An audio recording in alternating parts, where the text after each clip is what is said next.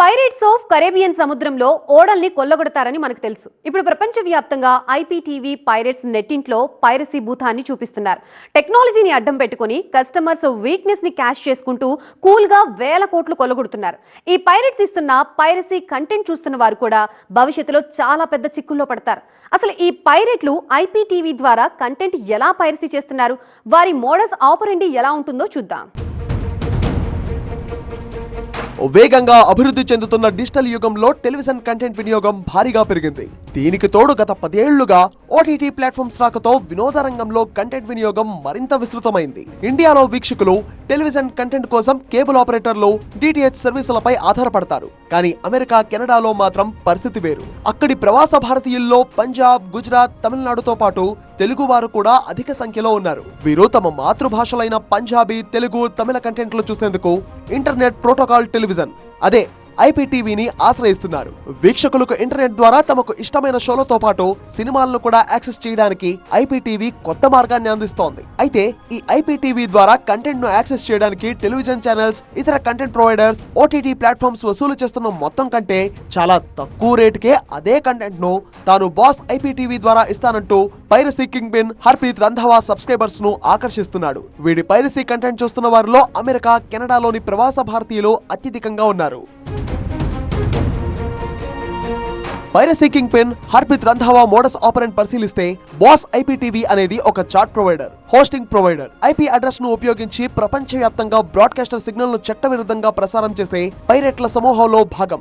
ఈ piracy group లో Darshan IPTV.net, వాయిస్.biz, Punjabi IPTV, Indian IPTV, Brampton IPTV, Guru IPTV వంటి ఇతర పైరేట్లు ఉన్నారు.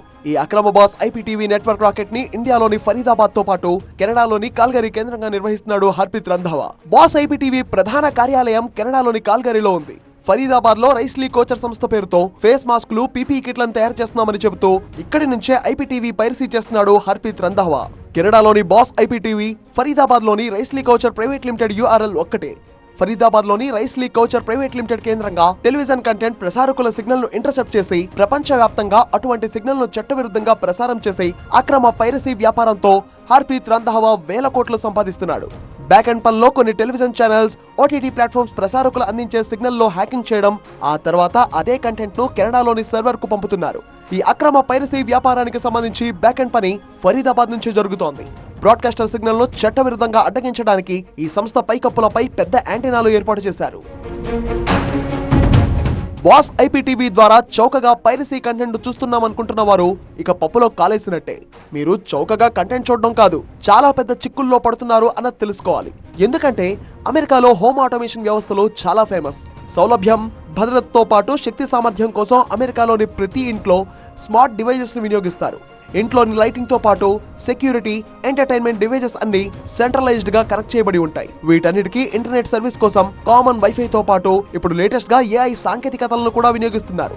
సో ఇంటర్నెట్, టీవీ సర్వీస్ కూడా అదే వైఫై నెట్వర్క్ లో ఉండడంతో ఆ ఇంటికి సంబంధించిన ఎలాంటి డేటానైనా హ్యాక్ చేసేందుకు అవకాశం ఇస్తున్నారు. ఒక్క విషయం ఆలోచించండి, అక్రమ మార్గంలో సంపాదన కోసం టెలివిజన్ ఛానల్ సిగ్నల్స్ ని హ్యాక్ చేసి ఐపీటీవీ పైరసీ కంటెంట్ ఇస్తున్న వారు మీ డేటాని హ్యాక్ చేయరని ఎప్పుడైనా గ్యారంటీ ఉందా? మరోవైపు ఐపీటీవీ పైరసీ కంటెంట్ చూసేందుకు కస్టమర్స్ తమ క్రెడెన్షియల్స్, క్రెడిట్ కార్డుల వివరాలు ఇవ్వడం ద్వారా వారి వ్యక్తిగత డేటా పైరసీ నెట్వర్క్ నడుపుతున్న వారికి చేరుతోంది. ఇలాంటి డేటాతో వాళ్ళు ఏం చేసినా సరే తర్వాత తలపట్టుకుని కూర్చోవడం తప్ప ఇక చేసేదేమీ ఉండదు. ఈ డిజిటల్ విప్లవంలో ఐపీటీవీ పైరసీ అనేది అనేక చట్టపరమైన, నైతికపరమైన, సాంకేతిక ప్రశ్నలను లేవనెత్తుతోంది. ఐపీటీవీ పైరసీ దాని ప్రధాన భాగంలో ఇంటర్నెట్ ద్వారా అనధికారికంగా టీవీ కంటెంట్ కు యాక్సెస్ ఉంటుంది. ఇది కంటెంట్ సృష్టికర్తలతో పాటు పంపిణీదారులకు కూడా గణనీయమైన నష్టం కలిగిస్తోంది. ఈ నష్టం విలువ వేల కోట్లలో ఉంటుంది. ఇది శాటిలైట్, కేబుల్ టెలివిజన్ ఫార్మాట్లు వంటి సాంప్రదాయ పద్ధతులకు విరుద్ధంగా ఇంటర్నెట్ ద్వారా టీవీ ప్రోగ్రాములను ప్రసారం చేసే మార్గం. నెట్ఫ్లిక్స్, ఆహాలు వంటి వీడియోలో ఆన్ డిమాండ్ ప్లాట్ఫామ్ల మాదిరిగా కాకుండా ఐపీటీవీ ప్రత్యక్ష టీవీ ఛానల్స్ ను ప్రసారం చేసే సామర్థ్యాన్ని అందిస్తోంది. ఇది క్లయింట్ సర్వర్ మోడ్ లో పనిచేస్తోంది. ఇక్కడ వీక్షకుడు సెటప్ బాక్స్ లేదా వారి నెట్వర్క్ కు కనెక్ట్ చేయబడిన ఇతర పరికరాల ద్వారా కంటెంట్ ను అభ్యర్థించి స్వీకరిస్తాడు. అమెరికా, కెనడాలో ఐపీటీవీ పైరసీ కంటెంట్ చూస్తున్న వినియోగదారులు ఐపీటీవీ సేవల యొక్క చట్టపరమైన స్థితి, ఆఫర్ లో ఉన్న కంటెంట్ కు ప్రొవైడర్ కు తగిన లైసెన్సులు ఉన్నాయా లేదా అనే దానిపై ఆధారపడి ఉంటుంది. ఐపీటీవీ ప్రొవైడర్ కు కంటెంట్ ను ప్రసారం చేయడానికి కాపీరైట్ యజమాని అనుమతి లేకపోతే ఐపీటీవీ సేవ చట్టవిరుద్ధం. గత 5 సంవత్సరాలుగా అక్రమ ఐపీటీవీ నెట్వర్క్లు ముఖ్యమైన సమస్యగా మారాయి. దీనికి నిస్సందేహంగా పెరిగిన కనెక్టివిటీతో పాటు ఆధునిక సాంకేతిక విస్తరణ కూడా సహాయపడింది. చట్టవిరుద్ధమైన ఐపీటీవీ సేవల కంటెంట్ ను ప్రసారం చేయడానికి చౌకగా ఉండవచ్చు. ఈ విధంగా కంటెంట్ ను యాక్సెస్ చేయడంలో గణనీయమైన నష్టాలు ఉంటాయి. ఈ కంటెంట్ ను యాక్సెస్ చేయడం కాపీరైట్ చట్టాన్ని ఉల్లంఘించడమే కాకుండా ఇందులో ఉన్న సాఫ్ట్వేర్ భద్రత ప్రమాదాన్ని కలిగిస్తోంది. స్ట్రీమింగ్ నమ్మదగింది కావచ్చు. చట్టవిరుద్ధమైన స్ట్రీమింగ్ పెరుగుదలను అరికట్టేందుకు చట్టబద్ధమైన స్ట్రీమింగ్ ను రక్షించే చట్టం అమల్లో ఉంది. ఈ చట్టం ప్రకారం చట్టవిరుద్ధమైన ఐపీటీవీ సేవలను ఉపయోగించడం, అందించడం నేరంగా పరిగణించబడుతోంది. కాబట్టి ఇప్పటికైనా ఐపీటీవీ పైరసీ కంటెంట్ చూస్తున్న వారు దానికి స్వస్తి చెప్పాలి. టీవీ9 తెలుగు, టీవీ9 USA మొత్తం TV9 network IPTV piracy content provide చేస్తున్న అక్రమార్కులను వెంటాడుతోంది. ఈ అక్రమ వ్యాపారంపై టీవీ9 వేట కొనసాగుతోంది.